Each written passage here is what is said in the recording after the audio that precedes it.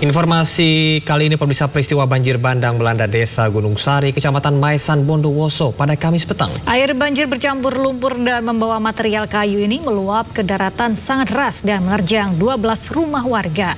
2 diantaranya hanyut terbawa banjir.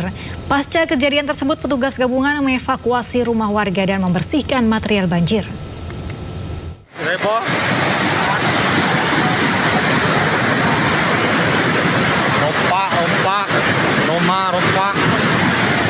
Peristiwa banjir bandang melanda desa Gunung Sari, Kecamatan Maisan, Bondowoso pada Kamis petang. Banjir menyebabkan 12 rumah warga rusak karena terseret air dan material banjir. Sementara 2 rumah hanyut terbawa banjir. Banjir bandang terjadi pada sore hari dari pegunungan Argopuro, tempat di atas pemukiman warga. Gunung Sari, Kecamatan Maisan.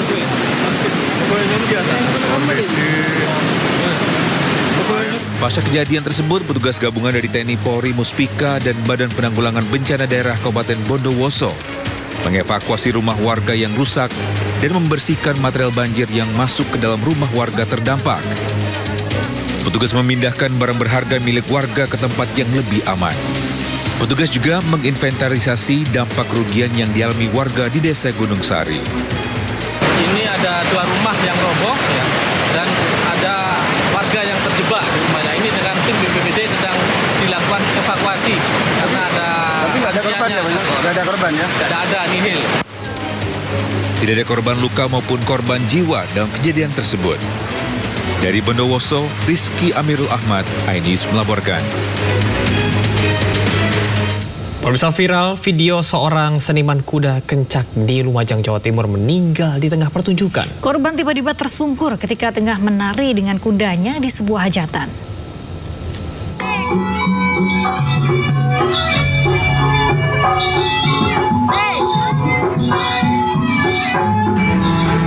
Video amatir menunjukkan detik-detik seorang seniman kuda kencak legendaris di Lumajang, Jawa Timur meninggal dunia di tengah pertunjukan.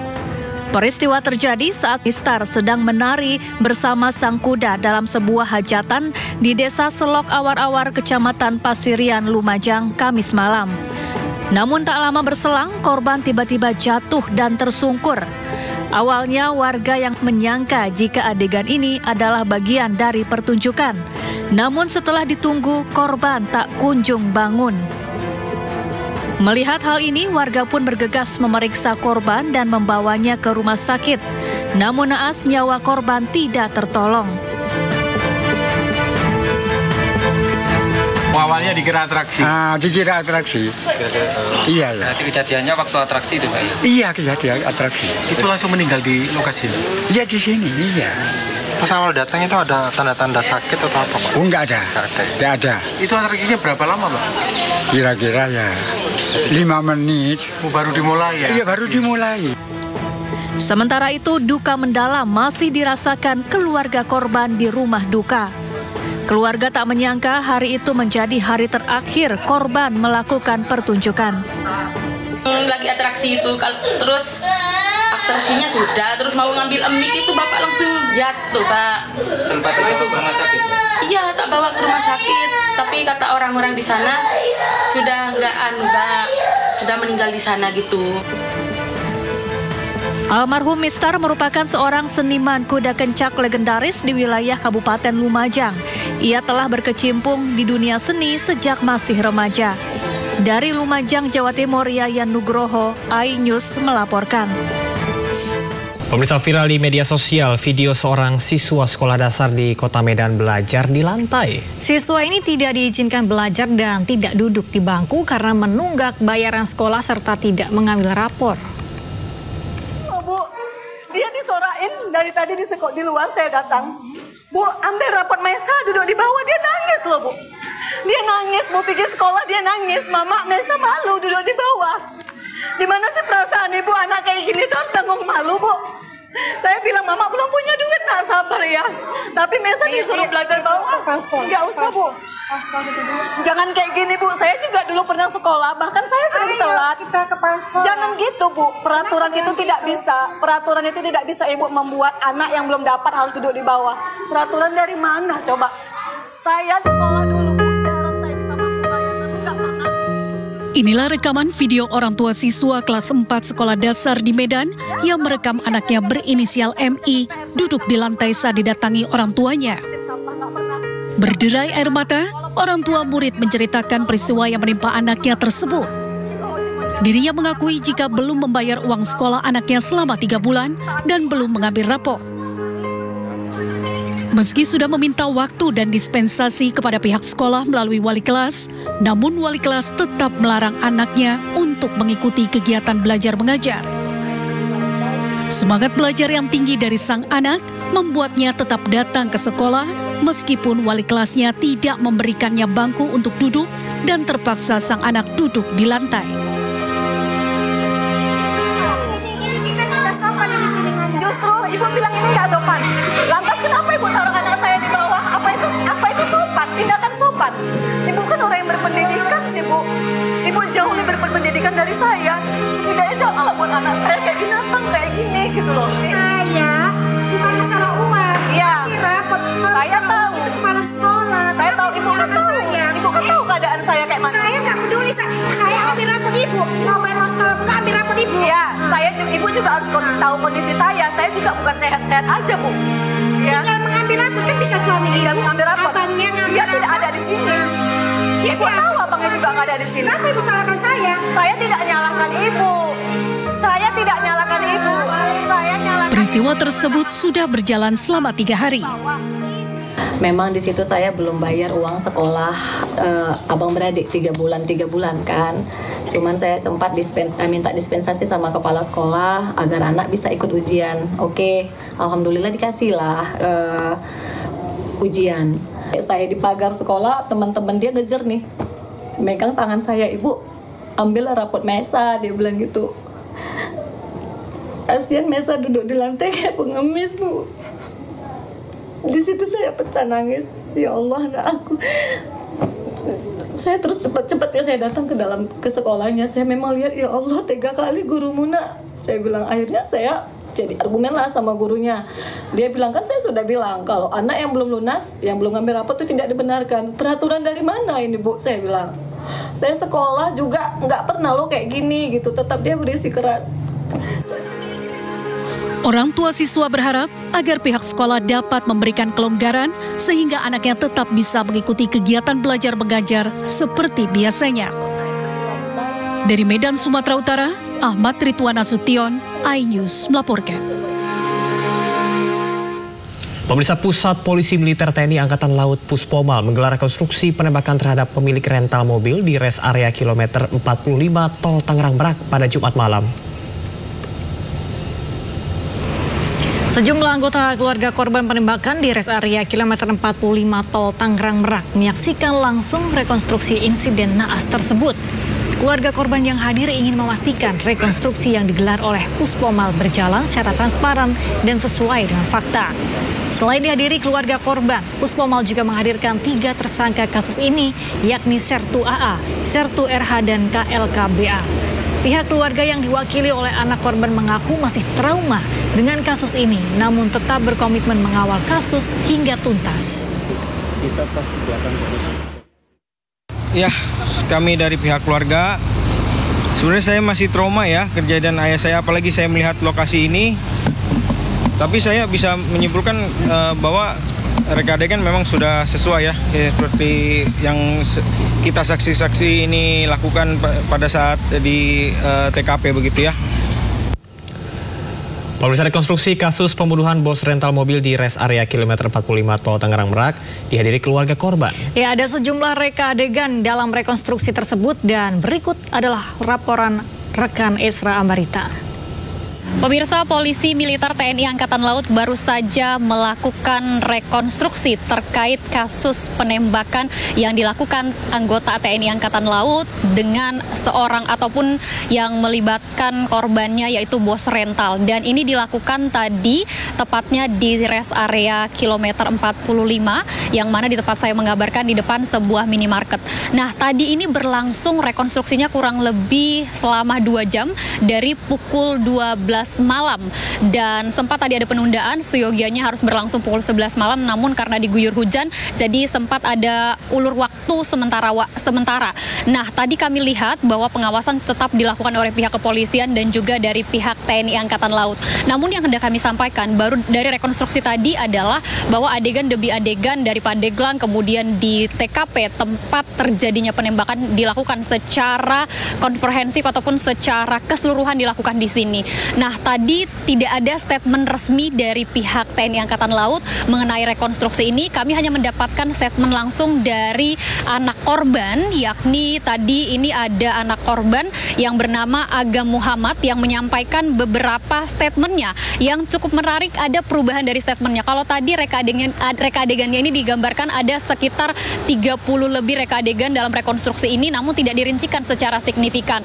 Hanya tadi memang betul ada penembakan, kemudian juga ditarik kesimpulan bahwa ada perubahan statement dari Agam, yakni kalau sebelumnya ia menyatakan ada pengeroyokan yang dilakukan belasan orang ketika beberapa waktu lalu. Nah, pada pernyataannya kepada media, ia menarik bahwa tidak ada pengeroyokan. Ini juga senada ketika dilakukan rekonstruksi itu. Sementara untuk dari pernyataan TNI Angkatan Laut ini tidak memberikan statement apapun mengenai rekonstruksi ini. Nah, untuk diketahui tadi barang bukti atau yang ditampilkan ini ada juga mobil yang digunakan, kemudian beberapa mobil yang juga ini yang membuntuti ketika terjadinya kejadian. Nah, selain mobil juga pelaku juga dihadirkan. Ini pelakunya tentunya tadi memakai penutup kepala dan juga secara tertutup tidak bisa kami lihat untuk gambaran wajah dari para pelaku. Namun untuk diketahui ada 3 pelaku TNI Angkatan Laut yang juga terlibat dalam hal ini, yakni Sertu AA, Sertu RH, dan Kepala Kelasi BA. Ini yang terlibat. Nah, untuk diketahui pula pemirsa, kalau kasus ini sudah bermula pada awal Januari lalu, yang mana ini sangat panjang perjalanannya, adanya rental mobil yang melakukan ada seseorang yang melakukan rental mobil kepada bos rental, kemudian melakukan pengalihan demi pengalihan kepada beberapa orang hingga bermuara pada namanya, yakni untuk 3 anggota TNI ini, karena dijual kepada 3 anggota TNI ini dengan total kurang lebih 40 juta sebagai DP. Saat ini masih dilakukan pendalaman dan tentunya dari pihak korban meminta terus keadilan agar kasus ini dibuka seterang benderangnya. Dari Kabupaten Tangerang, Estra Ambarita Sutrisno dan juru kamera Pandu Priyo, iNews melaporkan. Lembaga Pelindungan Saksi dan Korban LPSK sudah menerima permohonan perlindungan 6 orang korban dan saksi kasus penembakan bos rental mobil di res area Tol Tangerang Merak. Ya, selain mengajukan pendampingan, keluarga korban bos rental juga mengajukan restitusi.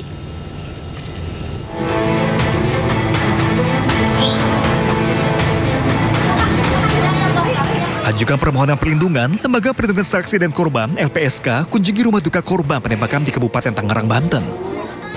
Diketahui ada 6 orang korban dan saksi yang ajukan permohonan perlindungan. Selain keluarga Ilyas Abdul Rahman yang tewas ditembak, permohonan perlindungan juga diajukan keluarga Ramli yang saat ini masih dalam perawatan. Tidak hanya perlindungan, keluarga juga meminta pendampingan saat jalani pemeriksaan. Bahkan keluarga dari Ilyas Abdul Rahman, bos rental yang tewas ditembak oknum anggota TNI Angkatan Laut, mengajukan ganti rugi atau restitusi. Kami masih melakukan penelahan berkaitan dengan permohonan ini dan masih menunggu ada beberapa keluarga korban dan korban, termasuk juga mungkin ada saksi-saksi yang lain yang mengajukan permohonan kepada LPSK. Nanti setelah ini kami akan melakukan penelahan lebih lanjut dan kemudian bisa kita putuskan untuk bentuk permohonannya dan berapa lama. 2 Januari lalu, penembakan terjadi di res area kilometer 45, Tol Tangerang Merak, menelan korban jiwa. Penembakan bermula dari penggelapan 1 unit mobil yang berujung konfrontasi dengan pelaku yang membawa senjata api. Kasus ini pun jadi sorotan publik lantaran melibatkan 3 oknum TNI Angkatan Laut. Dari Kabupaten Tangerang, Banten, Marani, iNews melaporkan. Pemirsa, Kementerian Kelautan dan Perikanan atau KKP menghentikan kegiatan pemagaran laut di Tangerang, Banten yang sebelumnya viral di media sosial. Kegiatan pemagaran ini dihentikan lantaran tidak memiliki izin dasar kesesuaian kegiatan pemanfaatan ruang laut.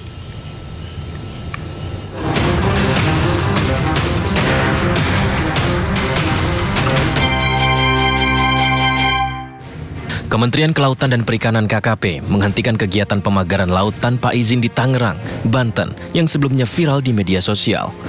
Kegiatan pemagaran dihentikan lantaran diduga tidak memiliki izin dasar kesesuaian kegiatan pemanfaatan ruang laut, serta berada di dalam zona perikanan tangkap dan zona pengelolaan energi yang menimbulkan kerugian bagi nelayan dan berpotensi merusak ekosistem pesisir.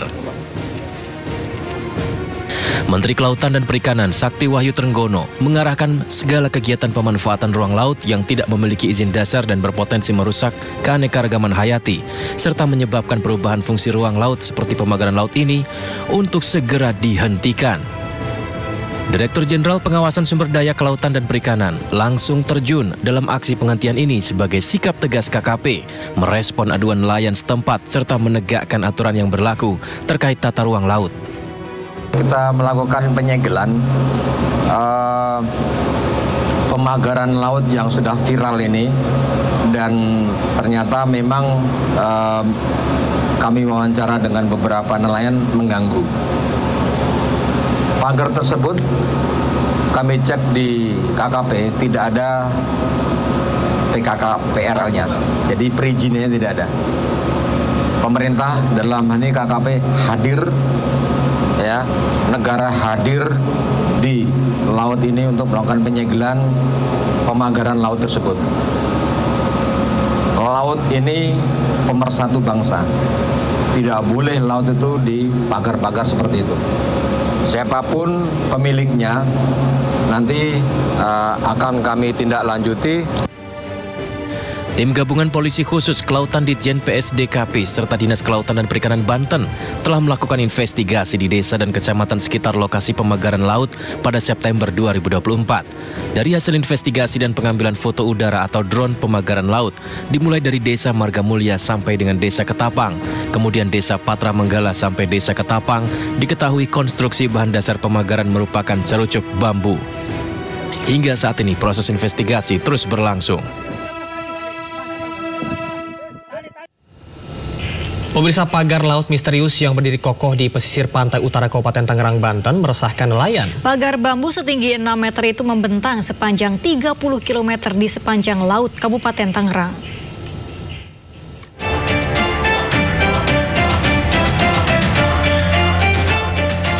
Inilah suasana gambar udara pagar misterius sepanjang 30,16 km yang membentang di pesisir pantai utara Kabupaten Tangerang, Banten. Kemunculan pagar laut itu membuat resah dan kekhawatiran warga pesisir di desa tersebut terkait mata pencahariannya yang hilang.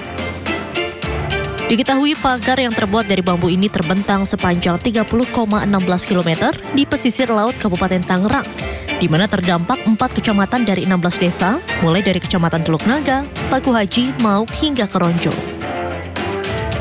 Salah satu nelayan, Heru, mengatakan pemagaran itu dilakukan sejak 3 bulan yang lalu. Awal pembangunannya mulai dari Desa Tanjung Burung, Kecamatan Teluk Naga, hingga sejauh Desa Keronjo, Kecamatan Keronjo, Kabupaten Tangerang, Banten. Panjang pagar tersebut ditaksir lebih dari 30,16 km dan dianggap sangat mengganggu aktivitas nelayan kecil. Biasanya, sebelum ada pagar tersebut, penghasilan nelayan kecil mencapai 10 hingga 20 kg sekali melaut. Kini menurun sekitar 2 kg karena dampak dari pagar yang terbuat dari bambu tersebut. Ya, sekitar 99% lah mengganggu. Ya jelas ngaruh, biasanya 10 liter jadi 20 liter. Karena perjalanannya kan belok-belok. Ya. Cari pintu ya. Cari pintu yang nyaman kan pasti itu ya perjalanan. Agak sulit. Kayak aja kemarin pasang bubu itu nyangkut di pagar. Akhirnya hilang 100 bubu ya. Khusus bubu. Nah, kali 25.000 berapa? 25 juta. Berarti rugi saya. Gara-gara itu kan. Ya dampaknya itu dampak kecil. Nelayan berharap kondisi laut dapat dikembalikan seperti sebelumnya, agar para nelayan kecil tidak kesulitan saat hendak melaut untuk mencari ikan. Diharapkan pemerintah turun tangan untuk menyelidiki adanya kasus pemagaran bambu misterius yang didirikan di sepanjang laut Kabupaten Tangerang. Dari Tangerang, Banten, Hasnugara iNews melaporkan. Wahana Lingkungan Hidup Indonesia atau WALHI mengkritik kebijakan pemerintah yang melakukan penyegelan terhadap pagar laut misterius. WALHI menilai pemerintah harus segera membongkarnya. tepat kalau disegel, tapi oke lah kita hargai ya. Kenapa masih dihargai? Karena yang benar itu adalah dia dirubuhin. Orang ini punya negara di kapling kok dibiarin aja. Orang parkir di pintu orang sembarangan aja dipindahin, bahkan dia bisa marah. Masa negara nggak berdaulat? Jadi mestinya yang lakukan oleh pemerintah dalam hal ini segera rubuhin. Pertama karena sudah merugikan rakyat, dalam hal ini nelayan ya terutama, harus dia memutar untuk masuk mencari nafkah, bertambah kosnya karena harga BBM yang juga sulit sekarang dicari. Jadi ya kebijaksanaan itu adalah dengan cara merubuhkan segera. Kalau mau disegel mau diapain? Gitu, kenapa nunggu misalnya sebulan 2 bulan lagi? Jadi aneh menurut kita, ada apa? Kok cuma misalnya mencabut pagar dari bambu kok mengalami kesulitan? Mestinya KKP bertindak tegas. Ya kalau nggak sanggup minta bantuan misalnya ke tentara, dalam hal ini marinir lah. Kalau nggak sanggup juga minta bantuan, insya Allah kami aku yakin bisa membantu. Misalnya minta kuali resmi, tolong gerakkan rakyat, insya Allah kita bantu. Pemirsa, kami akan ajak Anda untuk mengetahui pantauan lalu lintas hari ini di sejumlah wilayah melalui pantauan CCTV Korlantas Polri. Ya, kita akan bergabung dengan Brigadir Cici di studio NTMC Polri. Brigadir Cici Arangga, bagaimanakah pantauan arus lalu lintas di sejumlah titik di wilayah di Indonesia melalui pantauan CCTV hari ini? Camar dan juga Yasmin menemani aktivitas masyarakat pada pagi hari ini. Di akhir pekan kami akan mengupdate bagaimana perkembangan arus lalu lintas melalui pantauan CCTV Polri. Dan pemirsa, untuk yang pertama saya akan mengajak Anda melihat bagaimana perkembangan arus lalu lintas di sekitaran kawasan Simpang Alang-Alang Lebar Palembang. Untuk kondisi arus lalu lintas pagi ini, dari arah Banyu Asin yang akan menuju ke arah Jambi terlihat kendaraan dalam keadaan melaju dengan kecepatan yang cukup normal. Dan terlihat juga untuk kendaraan-kendaraan dari arah Palembang Kota yang akan menuju ke arah Banyu Asin hingga saat ini pun masih dalam keadaan relatif lancar dari berbagai arahnya. Kami menghimbau bagi para pengendara khususnya sepeda motor untuk tidak memotong arus pada sekitaran kawasan ini demi menjaga keselamatan diri Anda tetapi juga kelancaran lalu lintas pada kawasan Simpang Alang-Alang Lebar Palembang. Selanjutnya kita akan beralih ke kawasan Pospol Cisarua, Bogor.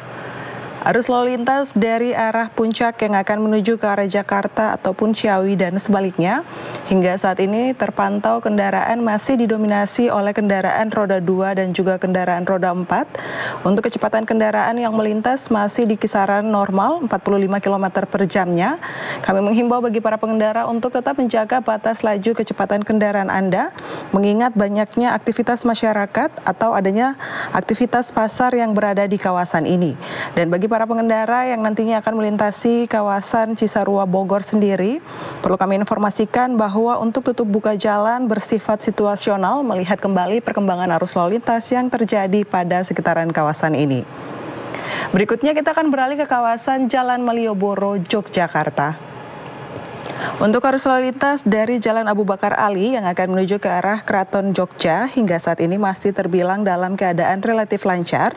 Dan untuk kendaraan dari Jalan Abu Bakar Ali yang akan menuju ke arah Pasar Kembang juga hingga saat ini masih dalam keadaan relatif lancar. Walaupun belum terlihat adanya peningkatan jumlah volume arus kendaraan yang melintas pada kawasan ini, dihimbau bagi para pengendara baik pengendara sepeda motor maupun pengendara roda 4 untuk tetap berhati-hati dengan selalu mematuhi rambu lalu lintas. Dan kami pun mengucapkan terima kasih bagi para pengendara yang sudah berhenti di belakang garis stop, mengingat banyaknya aktivitas masyarakat yang menggunakan sarana penyeberangan pada kawasan ini. Dan terakhir pemirsa, kita akan beralih ke kawasan Topati, Bali. Untuk kondisi arus lalu lintas saat ini dari arah Gatot Subroto Barat yang akan menuju ke arah Sanur terpantau dalam keadaan ramai dan lancar. Terlihat adanya perlambatan kecepatan kendaraan dikarenakan adanya antrian traffic light, dan juga untuk kendaraan-kendaraan dari arah Denpasar yang akan menuju ke arah Gianyar hingga saat ini pun masih dalam keadaan ramai dan lancar. Hal yang sama juga terlihat adanya antrian traffic light yang cukup memanjang sekitar 200 hingga 300 meter ke belakang. Dan pemirsa, melalui pantauan kami terpantau bahwa untuk cuaca di sekitaran kawasan Topati juga sedang diguyur hujan ringan. Untuk itu dihimbau bagi para pengendara agar tetap menjaga batas laju kecepatan kendaraan Anda dikarenakan jalanan yang cukup licin, dan khusus bagi para pengendara sepeda motor untuk selalu menyiapkan mantel hujan yang tidak berjenis ponco demi membantu perjalanan Anda. Dan pemirsa, berdasarkan data RSMS Korlantas Polri, angka kecelakaan lalu lintas di Indonesia selama 1 kali 24 jam telah terjadi sebanyak 169 kasus laka lantas dengan rincian 15 meninggal dunia, 17 luka berat, dan 259 luka ringan. Dari 169 kasus laka lantas yang terjadi, 72% didominasi oleh kendaraan roda 2. Untuk itu dihimbau bagi para pengendara sepeda motor untuk selalu menggunakan helm dan tetap menjaga batas laju kecepatan kendaraan Anda, serta tidak menerobos arus lalu lintas. Dan bagi pemirsa yang ingin mengupdate informasi seputaran arus lalu lintas, kami siap melayani Anda. Pemirsa dapat menghubungi call center kami di 15669 ataupun melalui SMS center di 9119. Demikian Yasmin juga Camar yang dapat kami laporkan dari studio NTMC Polri, dan silakan kembali ke Anda. Baik, terima kasih Brigadir Cici Arangga atas laporannya dari pantauan lalu lintas hari ini di sejumlah wilayah di Indonesia melalui pantauan CCTV Korlantas Polri. Selamat bertugas kembali dan salam presisi. Beralih ke informasi lain pemirsa, Menteri Koperasi Budi Aris Setiadi menegaskan dirinya bukan pemilik mobil berplat nomor RI 36 yang viral di media sosial akibat pengawalan arogan. Ya, Budi menyampaikan plat nomor yang diterimanya dari negara sebagai Menteri Koperasi, yakni RI 27.9. Sebuah video viral di media sosial X terkait dengan mobil dengan plat nomor RI 36. Kejadian ini memperlihatkan aksi patroli pengawalan atau patwal arogan yang memarahi sopir taksi eksekutif di tengah kemacetan lalu lintas Jakarta. Rekaman tersebut mencuatkan spekulasi siapa pemilik mobil RI 36, termasuk nama Menteri Koperasi Budi Aris Setiadi. Budi menepis isu tersebut. Menurutnya mobil yang digunakan dirinya berwarna putih, beda dengan mobil RI 36 yang viral berwarna hitam. Tak hanya Budi Ari, netizen sempat menyebut nama Menkom Digi Mutia Hafid dan Menteri Agraria dan Tata Ruang Nusron Wahid. Namun keduanya juga membantah spekulasi tersebut. Mobil plat nomor RI 36 itu bukan milik saya, karena saya sebagai Menteri Koperasi Republik Indonesia menggunakan plat nomor RI 27.9 dan mobil saya berwarna putih. Siapapun pemilik plat nomor itu, saya harapkan bisa menggunakan fasilitas yang diberikan negara untuk mengabdi kepada kepentingan rakyat. Jangan sekali-sekali menyakiti hati rakyat, karena pemerintahan ini berasal dari rakyat, pemerintahan ini lahir dari kehendak rakyat. Presiden kelima RI, Megawati Soekarno Putri menangis dalam sambutannya di perayaan hari ulang tahun ke-52 PDI Perjuangan Jumat siang. Megawati menangis saat mengucapkan terima kasih kepada masyarakat Indonesia dan Presiden Prabowo Subianto karena telah meluruskan sejarah Bung Karno yang dituduh terlibat dalam pemberontakan G30 SPKI. Menurut Megawati, selama 57 tahun sejak tahun 1967, keluarga Bung Karno harus menjalani penulisan sejarah yang salah. Namun akhirnya tuduhan yang dikuatkan lewat TAP MPRS nomor 33 tahun 1967 telah dicabut oleh anggota MPR periode 2019-2024. Artinya tuduhan terhadap Bung Karno yang terlibat pemberontakan G30 SPKI tidak terbukti dan batal demi hukum.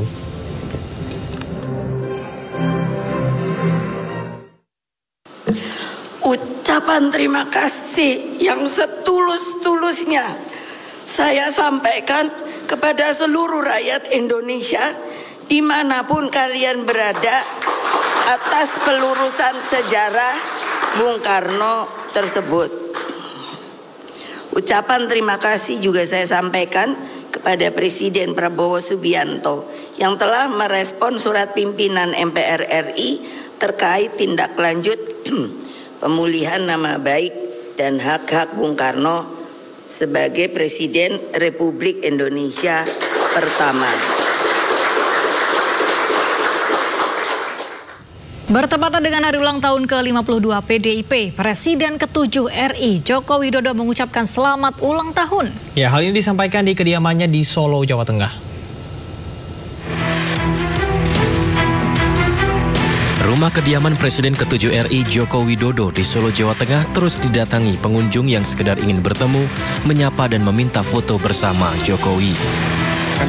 Di tengah pertemuannya dengan warga, Joko Widodo turut mengucapkan selamat ke PDI Perjuangan yang telah merayakan hari jadinya ke-52.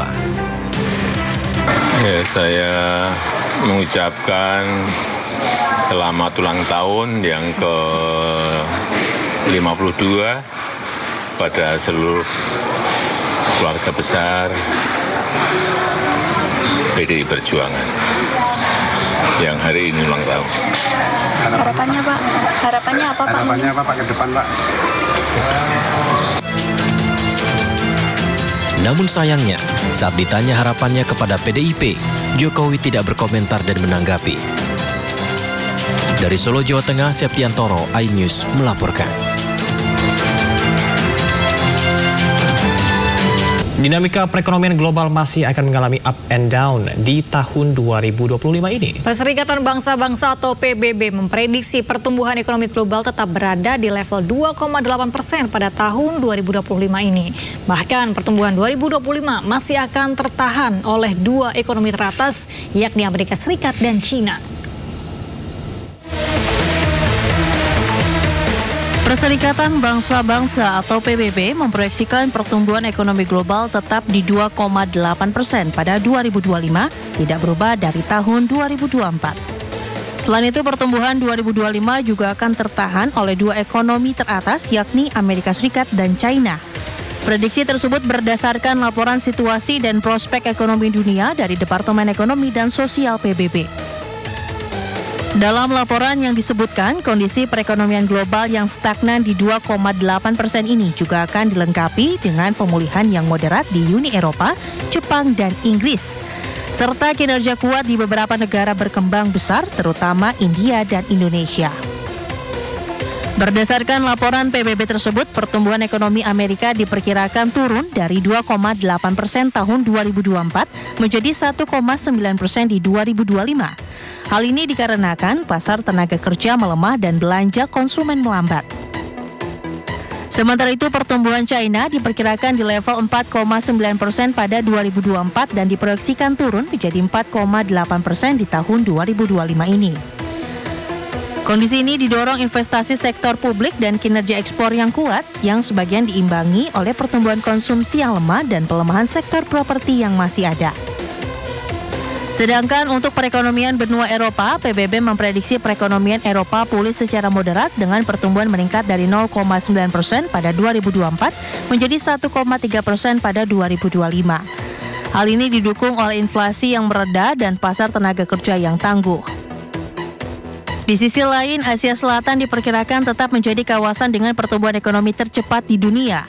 Dengan PDB regional diproyeksikan meningkat 5,7% pada 2025 dan 6% pada 2026. Hal ini didukung oleh kinerja yang kuat oleh India dan pemulihan ekonomi di Bhutan, Nepal, Pakistan, dan Sri Lanka. Bahkan PBB meramalkan ekonomi India diperkirakan tumbuh 6,6% pada 2025 dan 6,8% pada 2026. Kondisi ini didorong oleh konsumsi dan investasi swasta yang kuat di India. Oleh sebab itu, PBB menyerukan agar ada tindakan multilateral yang berani untuk mengatasi krisis, agar pertumbuhan ekonomi global mampu mengatasi kesenjangan perekonomian yang semakin melebar.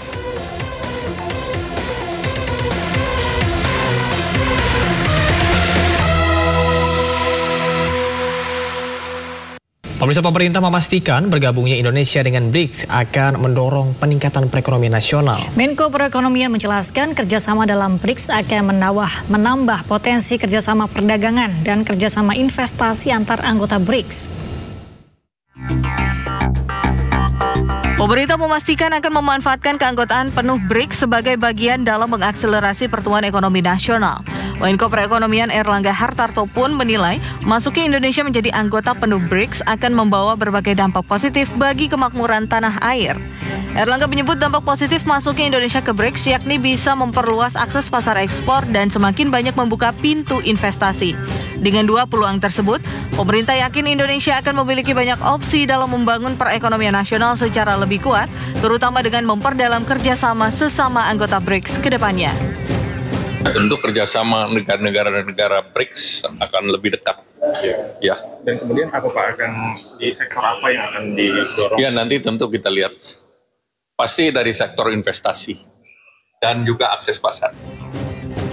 Pemerintah Brazil yang memutuskan Indonesia resmi menjadi anggota penuh BRICS berharap Indonesia bersama dengan negara-negara anggota lainnya bisa memberikan kontribusi positif terhadap kerjasama di negara-negara selatan.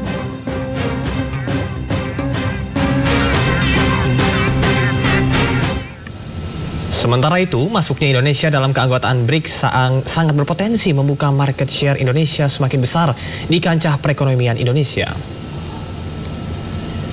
Ketua Dewan Ekonomi Nasional Luhut Binsar Panjaitan menegaskan BRICS yang beranggotakan Brasil, Rusia, India, Cina, dan Afrika Selatan memiliki potensi ceruk pasar yang menjanjikan bagi industri Indonesia. Indonesia memiliki pasar ekspor yang semakin luas dan besar di antar negara anggota BRICS. Terlebih lagi, Indonesia sebagai negara yang menganut asas bebas aktif dipandang sangat menguntungkan peran kolaborasi perdagangan komoditas, khususnya sektor energi yang sangat dibutuhkan global. Kita juga negara berdaulat, negara besar. Negara ini, kalau Anda pernah baca, saya nulis di mana di South China Sea, ya, South China Sea. Saya katakan Indonesia is too big to lead to any country. Indonesia terlalu besar untuk berpihak kepada satu negara. Asas politik bebas aktif, artinya semua peluang yang menguntungkan Indonesia, baik bergabung dengan BRICS maupun dengan ODC, itu saya pikir nggak ada masalah.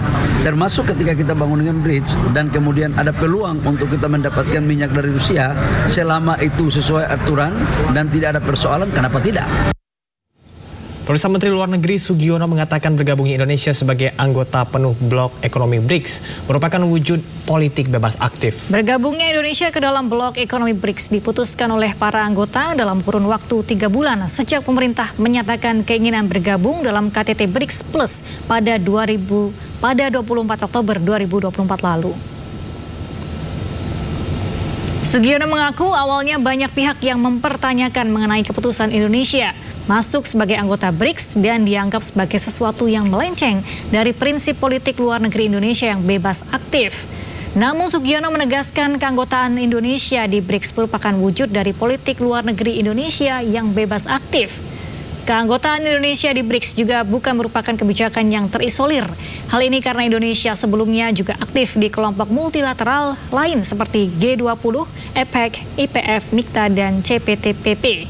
Menlu Sugiono menegaskan sebagai anggota BRICS Indonesia akan menjembatani kepentingan negara-negara berkembang dan kawasan Indo-Pasifik. Indonesia juga akan terus aktif mencegah meruncingnya persaingan geoekonomi dan geopolitik. Yang mempertanyakan mengenai keputusan Indonesia masuk sebagai anggota BRICS dan dianggap sebagai sesuatu yang melenceng dari prinsip politik luar negeri kita yang bebas aktif. Namun justru sebaliknya, keanggotaan Indonesia di BRICS adalah merupakan wujud dari politik luar negeri Indonesia yang bebas aktif itu sendiri. Karena keputusan ini bukanlah merupakan hasil kerja semalam, melainkan buah dari kiprah, konsistensi dan keteguhan diplomasi Indonesia selama puluhan tahun. Sebagai anggota BRICS, Indonesia akan memastikan untuk menjembatani kepentingan negara-negara berkembang dan kawasan Indo-Pasifik. Dan akan terus aktif mencegah meruncingnya persaingan geoekonomi dan geopolitik. Berikutnya, pemirsa, Presiden Prabowo Subianto membentuk Satuan Tugas Percepatan Hilirisasi dan Ketahanan Energi Nasional. Menteri SDM Bahlil Lahadalia resmi ditunjuk menjadi Ketua Satgas Hilirisasi dan Ketahanan Energi. Satuan Tugas atau Satgas Percepatan Hilirisasi dan Ketahanan Energi Nasional resmi dibentuk melalui keputusan Presiden nomor 1 tahun 2025 tentang Satuan Tugas Percepatan Hilirisasi dan Ketahanan Energi Nasional. Kepres langsung ditandatangani Presiden Prabowo tanggal 3 Januari 2025 ini. Menetapkan Menteri Energi dan Sumber Daya Mineral Bahlil Lahadalia sebagai Ketua Satgas Hilirisasi dan Ketahanan Energi Nasional.